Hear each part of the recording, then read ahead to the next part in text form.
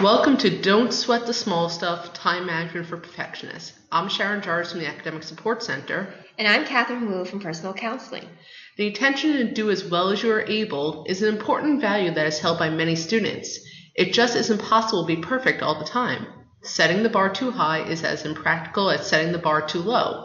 This workshop will help you find the most useful strategies for valuing excellence in your work and performance while also recognizing and stepping back from the unhelpful aspects of perfectionism. Perfectionism involves setting standards for yourself that are inflexible and unrelenting. Nothing short of perfect or doing the absolute best possible at all times is acceptable. At the heart of perfectionism is an excessive fear of making mistakes and the concern that making mistakes might make you less successful, likable, or even less worthy. Let's take a short survey to see whether you exhibit characteristics of being a perfectionist. Answer to yourself, true or false, to the following statements. Nothing good comes from making mistakes. True or false? I must do things right the first time. I must do everything well, not just things I am good at. If I can't do something perfectly, then there's no point in even trying. I rarely give myself credit when I do well because there's always something more I can do. Sometimes I am so concerned about getting one test done just right that I don't have time to complete the rest of my work. If you have answered most of the above questions were true, then perfectionism might be something you want to work on.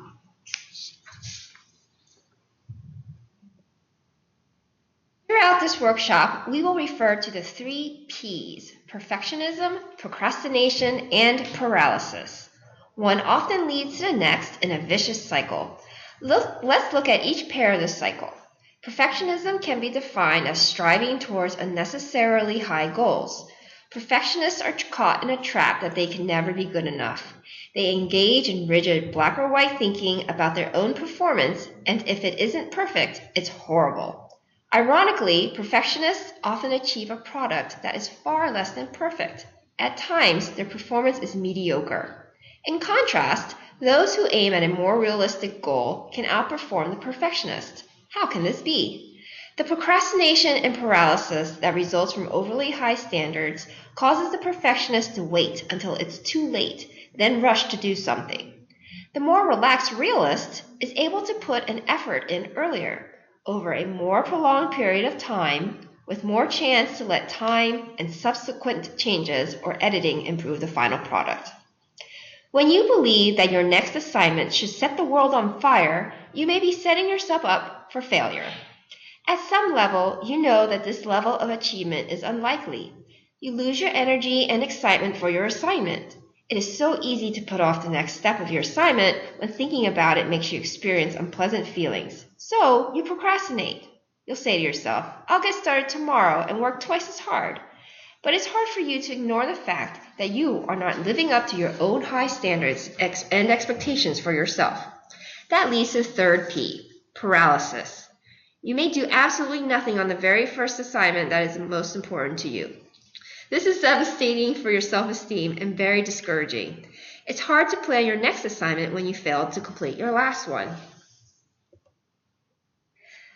Take a look at this chart of 6 different ways in which people procrastinate. If you are a perfectionist, you may be critical, think in clear-cut black and white terms, act as if you have no flaws, and have a need for being in control. Perfectionists who have high personal standards and who are self-disciplined and have high level of self-control don't tend to procrastinate. However, if you are impulsive and the kind to avoid a dreaded task or block it from your awareness, then you might be prone to procrastinating, even if you are a perfectionist. Because you care about the end result, however, your anxiety levels rise as you procrastinate. If the side effects of perfectionism are hurting you, it may be time to consider change.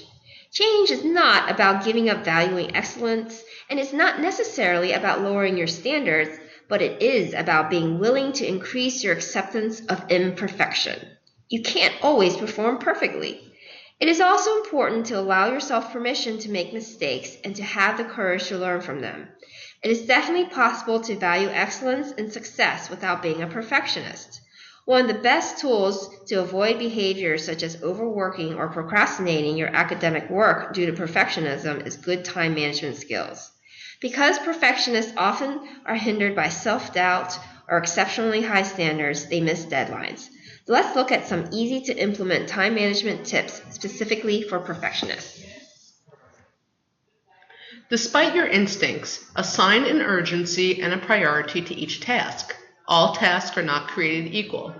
It's in your DNA to put forth your best effort for every project, but not all projects require the same level of intensity. Spending the same amount of time and effort on a 10% assignment as a 40% one is impractical in a busy semester. Use your class syllabus to assess how much an assignment is worth to determine which assignments should take high priority in planning your week. Do not eliminate any items, but think about the amount of time and effort needed for each. If you're not sure how to prioritize your workload, ask for help. Both the Academic Support Center and personal counseling can assist you with time management and prioritizing your work. Everything may feel like it's a high-value assignment, but there could be some items that need to move ahead of others on your to-do list. Remember that progress, not perfection, is your goal. Try writing down every moment of your day so you know how you are spending your time. Since perfectionists tend to get caught up with the finer points and the details of things, it's easy to lose track of time. For this reason, perfectionists can benefit from having a clock in direct sight near them. Some find they work best if they use timers and alarms to time their task, making it easier to finish their task in a timely manner and then record it. If you feel like you can't start an assignment until you have all the pieces, just start anyway. Wanting to get things done right is admirable, but not when it's done at the expense of deadlines. So even if you don't have all the details to start on an assignment, start on whatever component you can start on while you wait for the pieces to trickle in. The Pareto principle states that 80% of the effort comes from 20% of the assignment, or alternatively, 80% of the project can be completed with only 20% of the effort. Odds are your perfectionism is making you spend long hours on the extra 20% of the assignment when it's not really necessary. Regardless of the assignment, something can always be improved. An 11-point font with 9-point line spacing would be more legible. While these are nice touches, they are not the important details, and in truth, most people won't notice or care. However, they will care if you do not deliver on time, so finish whatever it is you're working on first, do it fast, and then concern yourself with making it better. Breaking assignments down into smaller, more manageable pieces helps you stay focused on the assignment rather than the outcome. Set time limits on these parts as well as realistic goals. When the timer goes off, move on to something else. And when the deadline is approaching, hand your work off to someone else for a quick run-through to get another perspective on its quality. When setting goals, one way to tell if your goal is realistic is if you can actually do it. For example, read 2 articles and write for 15 minutes before 5 p.m. tonight is a realistic goal. Read 2 articles and write for 6 hours and write 10 pages before 5 p.m. tonight is not a realistic goal. More importantly, use techniques and applications like Google Calendar and Pomodoro to organize tasks and eliminate stress. You'll be amazed at how much more enjoyable life is when you're not trying to remember all the details of 5 assignments at once. If you're having trouble wrapping up an assignment because it's not quite perfect yet, ask yourself, how will additional work affect the outcome? Will the end result be vastly improved? Will the assignment be late? If your perfectionism is ultimately hurting rather than helping the assignment, you'll need to adjust your behavior. There's nothing wrong with wanting to do a good job. The key is knowing when good is good enough. You must learn to balance your own expectations of your work with the expectations of your professors. Being self-aware and open to adjusting your thought processes makes it easier for you to improve your time management skills, thereby improving your productivity. Perfectionism not only shows itself with assignments, but with tests as well. During tests, it is not uncommon for students to fall into the pitfall of perfectionism. How many times have you heard yourself or others say, "I have to get an A on this test"? While at times this statement seems achievable and motivating, at other times it can be destructive and self-defeating. Fearing that one cannot make that A on a test might actually lead to procrastinating on studying. Rather than stumble into the pitfalls of perfectionism, approach test time with an attitude of well-prepared optimism. Prior to the test, schedule your study time wisely and make good use of the time you set aside. As you enter the test, say to yourself, I am well prepared for this test and will do the very best I can. Saying this to yourself several times will not only help raise your confidence, but will also help calm your nerves. Once you have turned the test in, forget about it and feel relieved that it's over and proud that you've performed at the best of your ability. In the end, perfectionism has its place. If you don't work hard, then you won't be successful. But anyone is capable of working hard.